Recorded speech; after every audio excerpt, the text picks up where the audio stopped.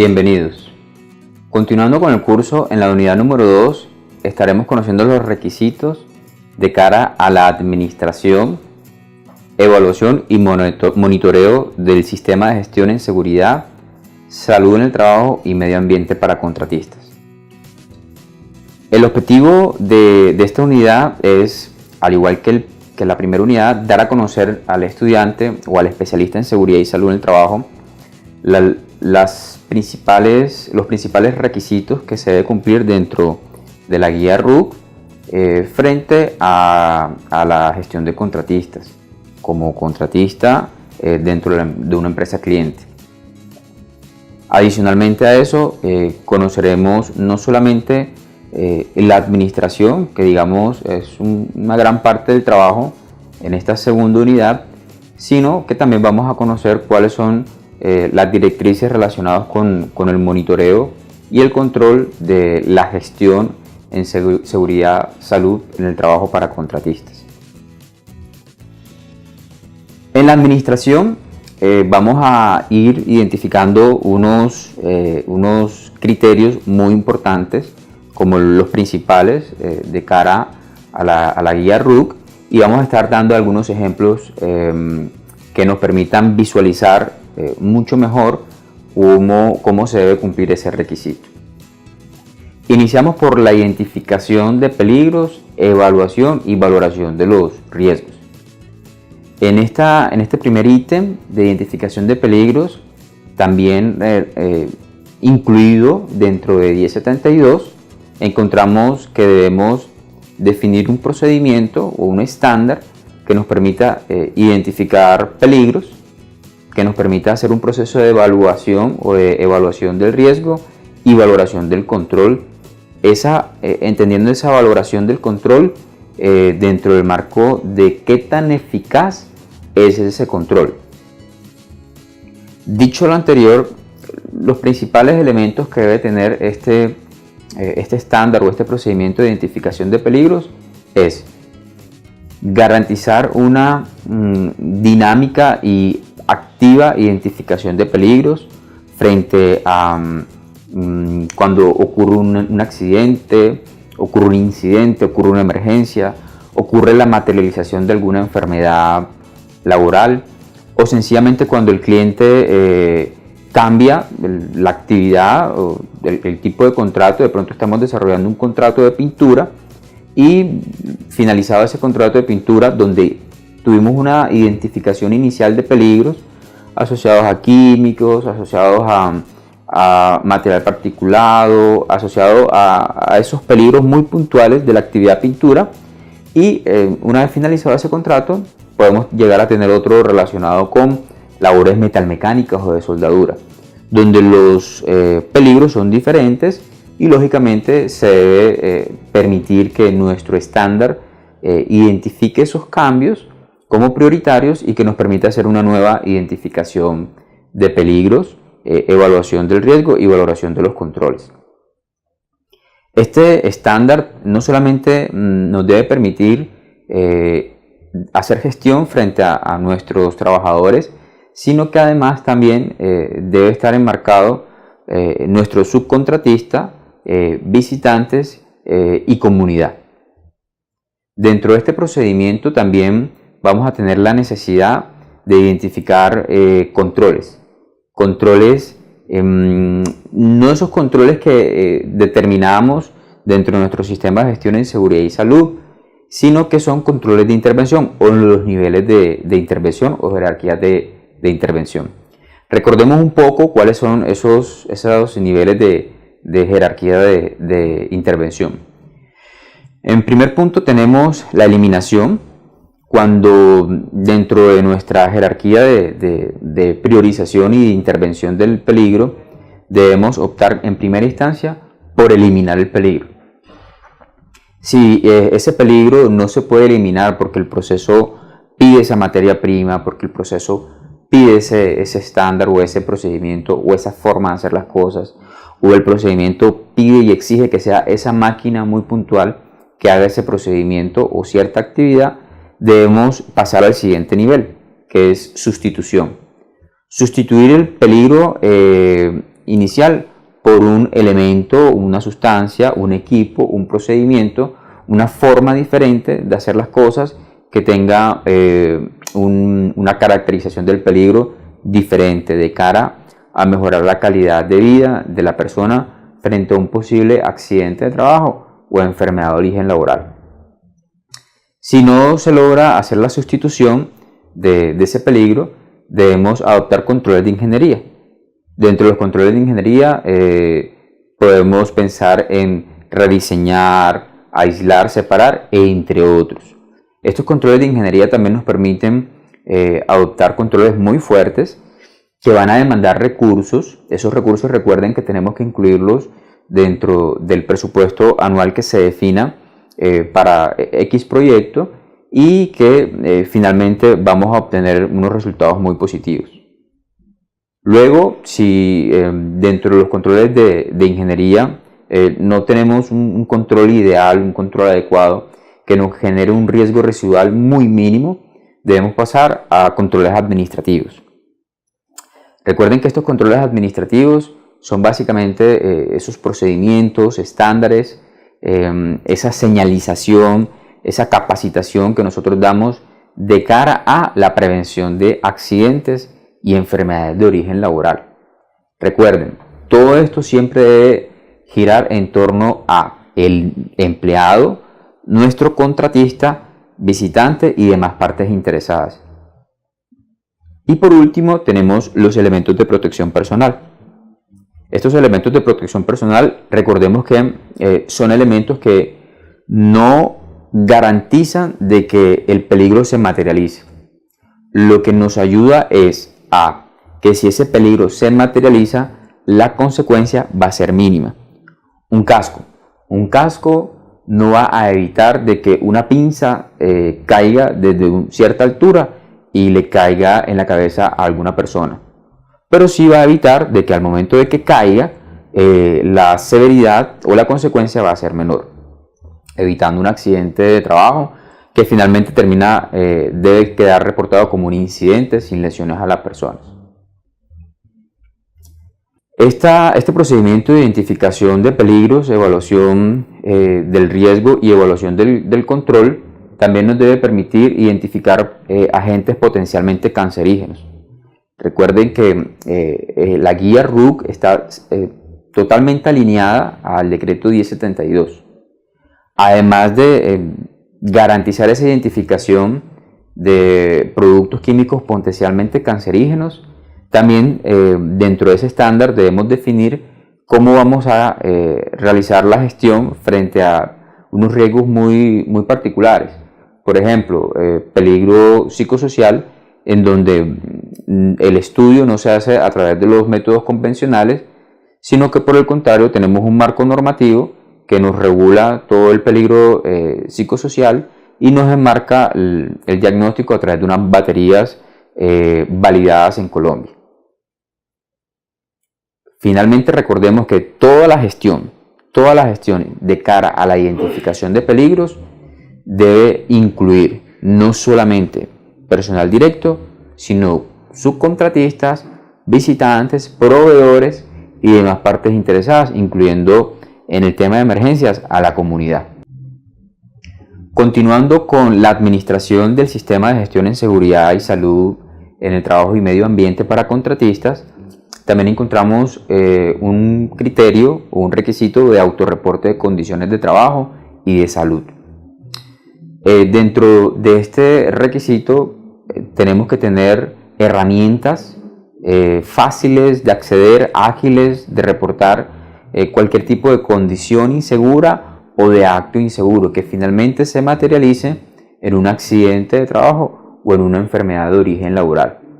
Esta herramienta nos debe permitir hacer este ejercicio en todos los frentes de trabajo. Recordemos que si estamos liderando el sistema de gestión en seguridad y salud en el trabajo y medio ambiente para contratistas, podemos tener más de un cliente. Eso quiere decir que podemos tener más de un frente de trabajo, y no solamente en una ciudad determinada, sino en diferentes ciudades.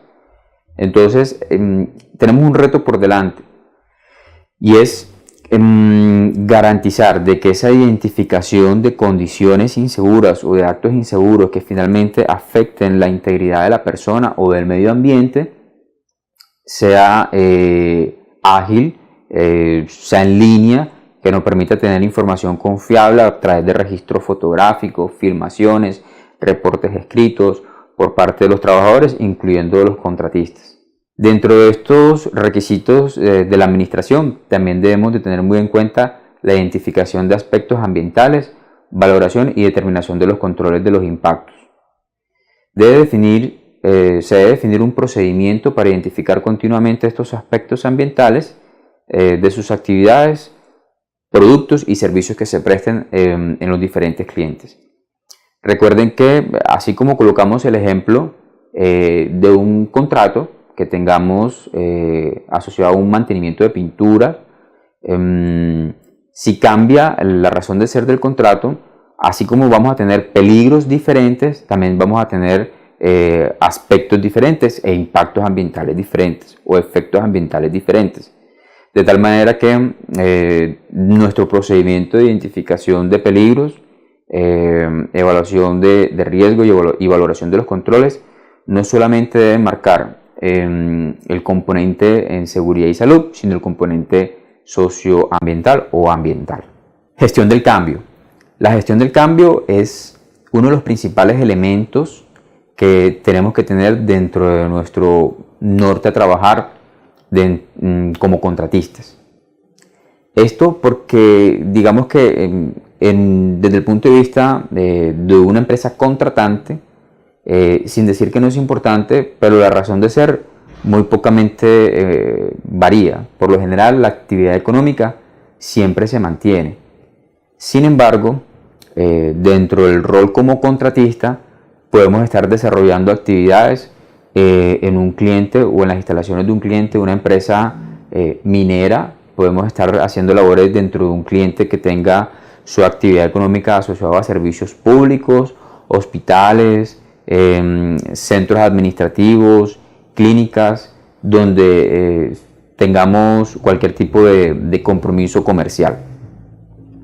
Eso nos va a exigir mucho más tener un procedimiento bien claro, aterrizado, supremamente implementado, interiorizado frente a la gestión del cambio. Ya que si hoy tenemos un cliente A con una actividad económica A, el día de mañana vamos a tener algo diferente, un cliente diferente, un proceso diferente, y dentro de nuestros procedimientos internos tenemos que tener un procedimiento muy maduro, muy eficaz frente a la gestión del cambio, que nos permita detectarlo, evaluarlo y generar controles adicionales si se requieren, de tal manera que evitemos accidentes en las personas, enfermedades laborales o efectos ambientales. El tratamiento del riesgo debe marcar no solamente temas administrativos asociados a proveedores y contratistas, sino que también debemos involucrar a los visitantes, comunidad y autoridades. Estos elementos también deben dar respuesta dentro de lo que se consideran programas. Y en los programas no olvidemos incluir los objetivos que sean cuantificables, los responsables o las funciones y responsabilidades, las acciones que se requieren para poder cumplir esos objetivos, los recursos. Recuerden que hemos estado hablando acerca de la importancia de los recursos, y finalmente enmarcar toda la gestión frente a un contratista dentro de un cronograma. Es decir, tenemos un contrato, hicimos la identificación de peligros y aspectos ambientales, se definieron unos controles adicionales, esos controles demandan unos programas nuevos o mantenimiento de otros ya existentes, y todo lo anterior debe dar respuesta o se debe enmarcar dentro de un cronograma de actividades, el cual podamos seguir punto a punto, y va a ser fuente fundamental para la entrega de informes, reportes, participación de comités de obra, por ejemplo, si estamos trabajando en el sector construcción, que es muy común que se desarrollen comités de obras, y mediante ese cronograma de actividades podemos dar reporte de la ejecución frente al sistema de gestión en seguridad, salud en el trabajo y medio ambiente. Dentro del proceso de administración también tenemos tres grandes elementos que hacen parte de la gestión. El primero es la evaluación médica, todo el componente de salud. Debemos garantizar tener unos profesiogramas plenamente diseñados y que den respuesta a los principales peligros expuestos, no solamente los generales de nuestra organización, sino que los peligros que interactúe nuestra gente, nuestros contratistas en esa empresa cliente. Recordemos que la identificación de peligros no solamente enmarca mis peligros, sino los peligros que me ofrece esa empresa cliente donde estoy prestando el servicio. Una vez tengamos definido esos profesiogramas que nos permiten conocer qué tipo de examen de ingreso, periódico o de retiro se le debe hacer por cargo, dependiendo de la exposición de las personas identificadas dentro de esa matriz de peligros, se debe definir cuál va a ser el protocolo para llevar a cabo esas evaluaciones médicas. ¿Qué requisitos debe cumplir las entidades prestadoras de servicios de salud ocupacional, también conocidas como IPSO? Todo el requisito legal que se debe cumplir. También se debe tener en cuenta cuando existen reubicaciones, qué tipo de examen se le debe realizar a la persona, o sencillamente dando respuesta al marco normativo sobre práctica de evaluaciones médicas. Debemos contemplar dentro de este procedimiento de evaluaciones médicas la obligatoriedad de realizar examen post-incapacidad independientemente de la causa, ya sea por accidente de trabajo, enfermedad laboral o origen común. Se debe definir la obligatoriedad de realizar ese examen post-incapacidad. Dentro del componente de salud también es muy importante definir los sistemas de vigilancia epidemiológicos. Estos sistemas de vigilancia y todo lo que tiene que ver con actividades de promoción y prevención nos permiten tener una punta de lanza muy importante frente a la prevención de enfermedades de origen laboral.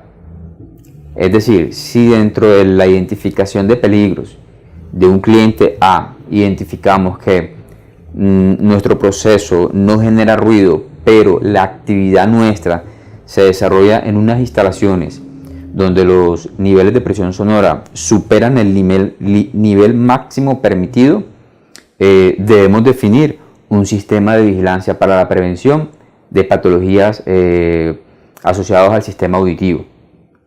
Este sistema de vigilancia debe enmarcar no solamente al nuestro trabajador, sino que adicionalmente a nuestro subcontratista. Todo lo enmarcado por la ley frente a los sistemas de vigilancia es muy importante darle cumplimiento, y no solamente a los sistemas de vigilancia, sino que a todo lo relacionado con actividades de promoción y prevención. Las actividades de promoción y prevención, recuerden que son de obligatorio cumplimiento, están enmarcados dentro de las leyes colombianas, y un buen ejemplo para hacer actividades de promoción y prevención que les propongo desarrollen dentro de sus empresas es la planificación y ejecución de jornadas de salud, o también conocidas como semanas de la salud ocupacional, que no estoy muy de acuerdo con utilizar la frase de semana, porque nos enmarca tal vez que la seguridad y salud es cuestión de una semana. Entonces, por efectos de terminología, sugiero desarrollar actividades o jornadas de seguridad y salud en el trabajo, en donde hagamos charlas, capacitaciones, entrenamientos asociados a prevención de patologías de origen común, cáncer de próstata, estilos de vida saludable, riesgo cardiovascular, planificación, vacunación. Aquí podemos incluir un sinnúmero de actividades que finalmente le apuntan al bienestar de nuestros trabajadores y nuestros contratistas. Dentro de la administración también es muy importante tener registros de estadísticas, de accidentalidad y de salud.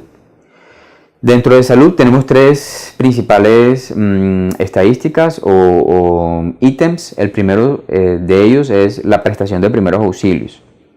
Cuando nosotros llevamos las estadísticas de primeros auxilios, eso nos da un norte a seguir frente a una posible causalidad o tendencia de la caracterización de esa accidentalidad. Es decir, si tenemos reportes de 5, 10, 20 primeros auxilios asociados a golpes en manos, heridas en manos, en miembros superiores, nuestro criterio de análisis nos debe llevar a analizar qué está pasando frente a ciertos factores de riesgos, tal vez mecánicos, que están influyendo a que nuestra gente esté teniendo incidentes menores, sin lesiones personales, asociados a miembros superiores. Un segundo elemento se asocia a morbimortalidad y el tercero relacionado con ausentismo laboral. El ausentismo laboral nos permite conocer desde el punto de vista de origen común cuáles son esas patologías por el cual se está ausentando las personas al interior de la compañía o de la empresa. Y nos permite, acompañado por un equipo interdisciplinario del área de la salud, determinar programas, controles o seguimientos frente a esa tendencia de enfermedades de origen común que se esté presentando al interior de la compañía o de la organización. Dentro de la administración también tenemos el componente de seguridad en el trabajo, que finalmente, digamos, podemos enmarcarlo dentro de los controles operacionales por todo lo relacionado con estándares y procedimientos. Dentro de este requisito de seguridad en el trabajo y estándares y procedimientos, tenemos algunos ejemplos relacionados con procedimientos y estándares. Uno de ellos es el programa de mantenimiento de instalaciones y equipos. El programa de mantenimiento de instalaciones y equipos nos permite garantizar de cierta manera que dentro de un proceso de continuo, secuencial, con cierta frecuencia, se hagan inspecciones a equipos y herramientas o a instalaciones locativas que permitan identificar de manera temprana algún tipo de posible daño que pueda generar una herramienta, un equipo o una instalación, que si no se controla a tiempo puede generar un accidente de trabajo. El estado de estos equipos también es muy importante para lo que son herramientas de uso crítico. Por ejemplo, equipos de soldadura, extensiones eléctricas, equipos de corte, de oxicorte, todo lo que tiene que ver con sistemas de protección contra caídas, sistemas de ingeniería contra caídas. Y también dentro de todo este procedimiento que estamos conversando hay uno muy importante, el cual debemos hacer mucho énfasis y cuidado. Recuerden que dentro de la jerarquía de controles o de intervención tenemos en última instancia el uso de elementos de protección personal. Sin embargo, no obtenemos ganancia y una eficacia del control del elemento de protección personal si no le hacemos una adecuada inspección, si no hacemos un adecuado uso y si no hacemos un adecuado almacenamiento de estos elementos de protección personal. No podemos tener de pronto una protección 100% confiable de un trabajador que tenga unas gafas o unas monogafas y que éstas se encuentren en mal estado, que estén rayadas, que estén partidas por falta de la responsabilidad del trabajador en reportar, o el trabajador sí reportó pero no se compró porque no habían recursos, no había dinero para comprar, o sencillamente por el día a día el trabajador no reportó y nosotros como empresa tampoco realizamos la inspección debida enmarcada dentro de un procedimiento de inspecciones que nos permita de manera preventiva detectar aquellas condiciones subestándar que finalmente pueden generar la materialización de un accidente de trabajo o de una enfermedad de origen laboral. Finalmente, todo lo que tiene que ver con productos químicos. Recuerden que el peligro químico lo tenemos prácticamente en un alto porcentaje de las actividades que realizamos como contratistas, en cualquier tipo de sector. Siempre vamos a tener la presencia de productos químicos peligrosos, ya sea en menor o en mayor proporción, pero que finalmente terminan siendo productos químicos peligrosos. Recordemos que todo lo que tiene que ver con gestión de químicos, nuestra responsabilidad inicia desde el momento de la compra de ese producto químico, pasando por el transporte, por el recibido de ese producto químico en las instalaciones nuestras o de nuestro cliente donde estemos prestando el servicio. Adicionalmente a eso, todo lo que tiene que ver con el almacenamiento. Debemos, como empresa contratista, asegurarnos mediante comunicaciones y buen relacionamiento con las empresas clientes, definir sitios adecuados para el almacenamiento de sustancias químicas, de tal manera que no vayamos en contra de los procedimientos macros establecidos por la empresa cliente, que ellos sean quienes nos definan dónde podemos ubicarlos, qué tipo de sustancia química podemos o no utilizar acorde a sus matrices de químicos homologadas. Pero adicionalmente a eso, nosotros como empresa contratista debemos garantizar de que nuestros procedimientos definan los principales elementos de prevención. Les coloco un ejemplo. Si vamos a utilizar pinturas o algún producto thinner, barsol, algún diluyente para el proceso de pintura, normalmente vemos que hay una práctica muy inadecuada que es colocar el galón o el cuñete de esa pintura en el piso. Esta práctica no buena, no adecuada, puede generar contaminación al medio ambiente, puede generar daños a la infraestructura, a los equipos, daños a las personas y existen diferentes controles. Uno de ellos es utilizar diques de contención, pero nos preguntamos, bueno, ¿y cómo hacemos ese control? Hoy en día les sugiero investigar en internet. Existen gran variedad de elementos o diques portátiles que se venden y que son muy útiles para nosotros que estamos trabajando como contratistas en diferentes frentes de trabajo. Estos diques son portátiles, son de material adecuado, nos permiten colocar esos envases de químicos, cualquiera que sea, dentro de la canasta, que si hay algún derrame queda contenido. No olvidemos tener muy en cuenta la matriz de compatibilidad de riesgo químico para todo lo que tiene que ver con almacenamiento y con disposición de los residuos peligrosos. Recuerde que nuestra responsabilidad va hasta la disposición adecuada y enmarcando todos los requisitos de ley en el marco socioambiental frente a la disposición de residuos peligrosos.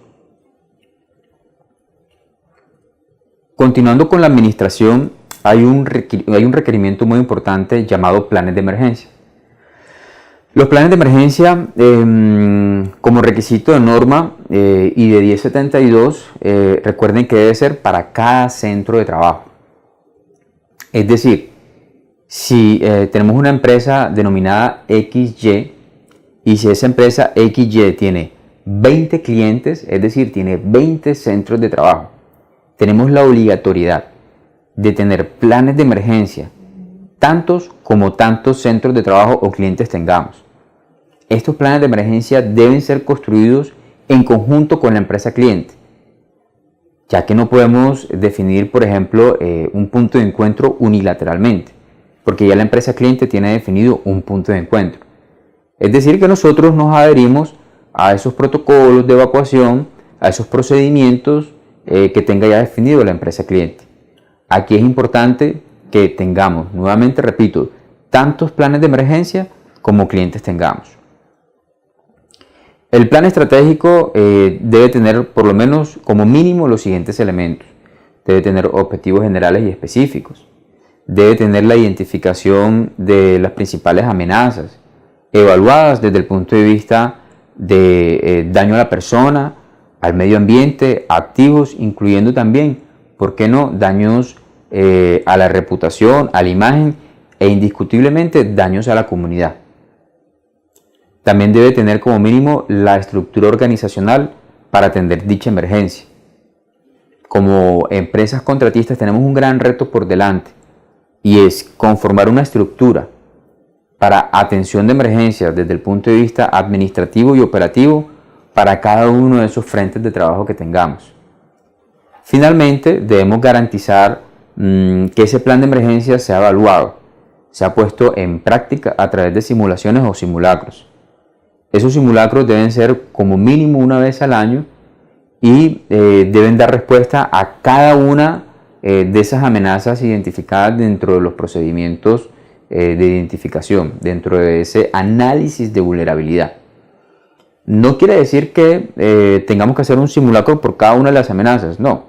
Podemos desarrollar un libreto que marque la materialización de diferentes amenazas, de tal manera que podamos entrar a evaluar comportamiento y lógicamente la efectividad del comportamiento del comité de emergencias y del desarrollo de esos procedimientos operativos normalizados, también conocidos como PONTs. Recuerden que el mejor plan de emergencia es enmarcado o está enmarcado dentro de la prevención. En caso tal de que ese plan de emergencia se deba materializar, se deba ejecutar, debemos garantizar la eficacia de la ejecución de ese plan de emergencia de cara a prevenir daños en las personas o lesiones en la vida humana, daños al medio ambiente, daños a los equipos como primera medida. Adicionalmente a eso debemos garantizar de que nuestras operaciones se normalicen en el menor tiempo posible, es decir, que la recuperación sea lo más ágil y rápida posible. Continuando con la unidad número 2, vamos a conocer los requisitos asociados a la evaluación y el monitoreo. Comencemos por revisar un poco el tema de la identificación, reporte e investigación de los accidentes e incidentes. Entendamos, y es muy importante asegurarnos que no solamente cumplimos con lo descrito en la resolución 1401 del 2007 de cara a los accidentes de trabajo, sino que adicionalmente a eso garanticemos la investigación de los incidentes. Estos reportes tienen que estar a la mano de nuestra empresa cliente, tienen que estar conocidos al 100% y documentados, ya que juegan un papel muy importante dentro de lo que se denomina revisión por la dirección. Es muy importante que dentro de los requisitos de identificación de accidentes, investigación, reporte e investigación de accidentes, incluyamos los incidentes.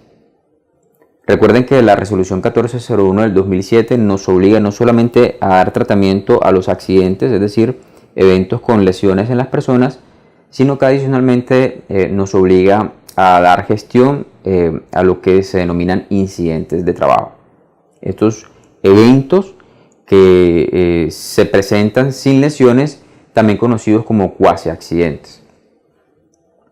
Dentro de todo el requisito de investigación de incidentes o de accidentes, recordemos que es muy importante tener la caracterización de la accidentalidad, conocer cuáles son las causas básicas y principales por las cuales se están presentando accidentes, no solamente en un frente de trabajo o en una empresa cliente, sino dentro del consolidado de organización. También recordemos que es muy importante documentar muy bien todo el tema de incidentes y accidentes, ya que juegan un papel muy importante a la hora de documentar la revisión por la dirección. Esa revisión anual que hace nuestra alta dirección y que hace parte de la definición de políticas, objetivos, metas, presupuesto, recursos, asignación de recursos, planes y programas. Recuerden que es un input muy importante todo lo que genere la investigación de reporte e investigación de accidentes e incidentes.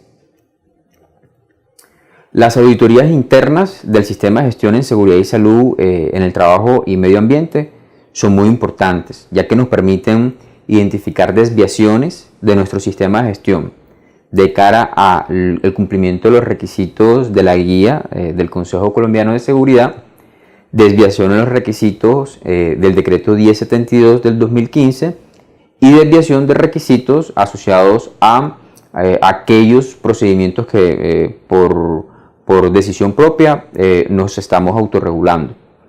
Es decir, si dentro de la guía tenemos el requisito, la obligatoriedad de investigar accidentes de trabajo y no lo hacemos, tenemos una desviación. Si dentro de nuestro procedimiento de identificación de peligros tenemos que el gerente o el representante legal debe participar de la investigación, no siendo esto de ley, recordemos que la resolución 1401 nos da como mínimo quién debe participar dentro de ese comité de investigación, pero si dentro de nuestros procedimientos colocamos que el representante legal debe participar activamente dentro de la investigación y aparecen investigaciones en donde esta persona, este representante legal o este gerente no participa, estamos teniendo un incumplimiento o una desviación dentro de nuestro sistema de gestión en seguridad, salud y medio ambiente. Dicho lo anterior, estas auditorías internas deben estar enmarcadas dentro de un procedimiento denominado procedimiento o estándar de auditorías internas y externas. Tiene un objetivo muy importante y es identificar desviaciones o posibles desviaciones por incumplimiento de requisitos de la guía, incumplimientos del decreto 1072 o incumplimiento de nuestros procedimientos y estándares definidos para tal fin. Esta revisión interna o auditoría interna se debe realizar como mínimo una vez al año. Este input hace parte también del informe que analiza la alta dirección dentro de la revisión por la dirección. Dentro de este ejercicio de auditoría interna se enmarcan unos hallazgos. Esos hallazgos se pueden determinar en hallazgos mayores, también pueden generarse observaciones u oportunidades de mejora, de tal manera que podamos determinar la necesidad de colocar una acción correctiva, una acción preventiva, dependiendo si tenemos una desviación a alguno de los requisitos o sencillamente si tenemos alguna oportunidad de mejora identificada dentro del proceso de auditoría interna o externa. Las inspecciones juegan un papel muy importante en todo lo que tiene que ver con la evaluación y el monitoreo de nuestro sistema de gestión en seguridad, salud en el trabajo y medio ambiente. Algunas recomendaciones para tener en cuenta dentro del diseño y ejecución del programa de inspecciones son las siguientes. Se deben definir áreas específicas o generales. Se debe definir un cronograma de inspecciones. En este cronograma de inspecciones es muy importante que la alta dirección participe. No solamente la alta dirección, sino los comités paritarios de seguridad y salud en el trabajo. También debemos definir los responsables de estas inspecciones, el alcance de las inspecciones, es decir, si tenemos el alcance de solamente equipos de emergencia o instalaciones locativas o inspecciones de comportamiento, es muy importante definir el alcance, si es solamente para la sede administrativa o cada cliente o cada contrato vamos a tener que definir un programa o un cronograma de inspecciones con sus respectivos responsables. Las listas de verificación de los diferentes elementos a inspeccionar. Por ejemplo, tenemos identificado que vamos a hacer inspección de extintores dentro del contrato X.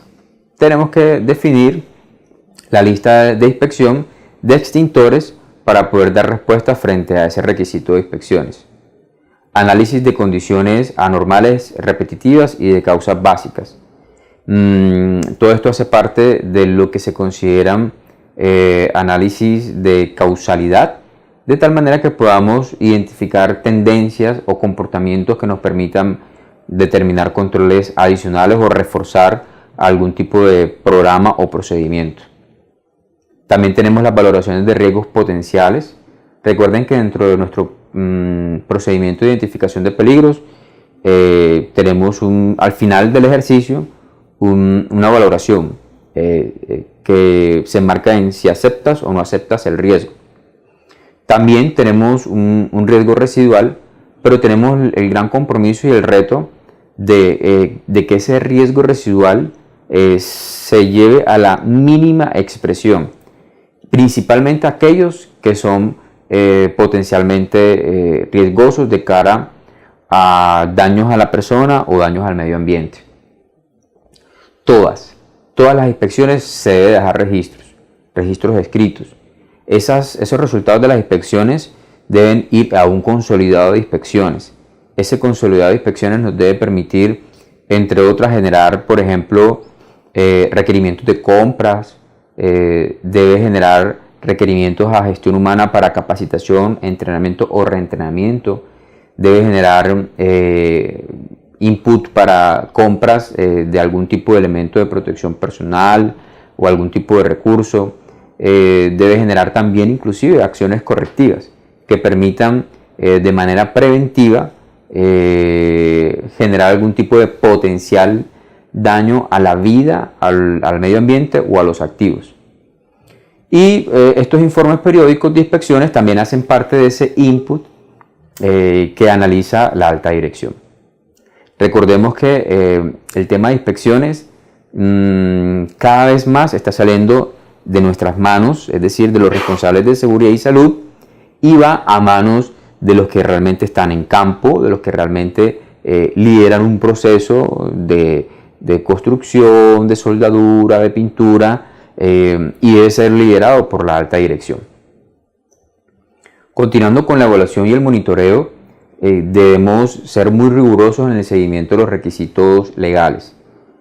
Recuerden que constantemente están saliendo nuevas normativas, leyes, decretos, resoluciones, circulares o fallos que finalmente debemos estar monitoreando muy de cerca, de tal manera que podamos identificarlos, analizar si cumple o aplica para nuestro negocio, o inclusive puede ser que no aplique para nuestra actividad económica, pero sí va a aplicar, sí no podría aplicar porque estamos prestando un servicio al interior de una empresa que tiene una actividad económica X y a ellos les aplica. Y el marco normativo puede decir, le aplica a los trabajadores directos y sus contratistas. En ese caso nosotros seríamos contratistas de esta empresa cliente, de tal manera que nos aplica también ese requisito legal. Entonces es muy importante todos estos tips para asegurar una correcta identificación y evaluación del cumplimiento de los requisitos legales. Los comités juegan un papel muy importante, o el Comité Paritario en Seguridad y Salud en el Trabajo, o Vigía en Seguridad y Salud en el Trabajo. Debemos mantenerlos activos, vigentes, debemos asegurar que lo que propende la normativa frente a los comités realmente se cumpla. Ahora la pregunta es, si tengo 5, 6, 7, 20 clientes, ¿cuántos comités paritarios debo tener? Mi recomendación es que tengamos unos comités paritarios en seguridad y salud en el trabajo conformados por tanto personal definido por la empresa, como personal seleccionado, o por tanto personal que haya sido seleccionado por votación popular dentro de la elección del COPAS. Esto quiere decir que este comité paritario en seguridad y salud en el trabajo realmente nos brinde herramientas y sea un coequipero para el desarrollo de manera eficaz y eficiente de nuestro sistema de gestión en seguridad y salud en el trabajo. La medición y la revisión de los procesos y programas. Es muy importante definir ciertos criterios al momento de realizar la medición y revisión de los procesos. El primero de ellos es definir indicadores. El segundo es definir la interpretación de ese indicador. El tercero es definir los límites, límite superior, límite inferior, el método de cálculo, la fuente de cálculo, quién nos entrega esa información para calcular esos indicadores, la frecuencia o el periodo de medición, mensual, semestral, anual, Y finalmente, a qué personas se les notifica el resultado de esos indicadores. Recuerden que lo que no se mide no se puede controlar y es muy importante tener ficha técnica de estos indicadores para poder garantizar un buen monitoreo dentro de nuestro cuadro de mando integral de cara a todo nuestro sistema de gestión en seguridad y salud y medio ambiente. Los invito a participar de los foros, participar de los talleres, investigar, participar de los momentos sincrónicos donde tengamos un espacio para aclarar dudas o inquietudes o sencillamente para dar nuestras opiniones o experiencias frente a su gestión como líderes en seguridad y salud y medio ambiente dentro de una empresa contratista.